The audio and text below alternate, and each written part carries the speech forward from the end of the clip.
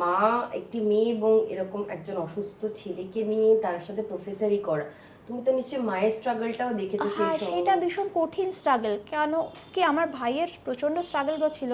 আমার এখন মনে আছে যে আমার বোধহয় টেস্ট বা ক্লাস 10-এর টেস্ট বা প্রি টেস্টের আগে এমন একটা সার্জারির মধ্যে দিয়ে ওকে যেতে হয় যাতে ভীষণ রিস্কি ছিল।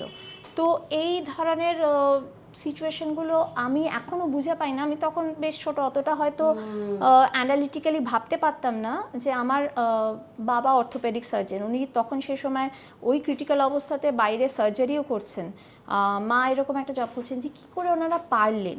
কারণ যখন আমরা একটা ক্রিটিক্যাল সিচুয়েশন বাড়িতে যদি কারোর থাকে এরকম, বিশেষ করে সে যদি সন্তান হয় ছোট, যার ভবিষ্যৎ সামনে পড়ে আছে, তখন জিনিসটা কতটা কঠিন আমি এখনও হয়তো পুরোপুরিভাবে বুঝে উঠতে পারি না যে কী করে অত ঠান্ডা মাথায় ওনারা জার্নিটা পেরোলেন বা এখনও পেরোচ্ছেন।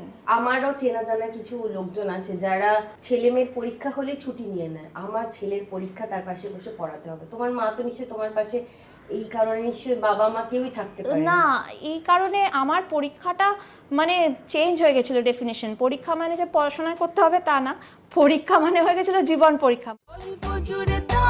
শুরু হলো আবার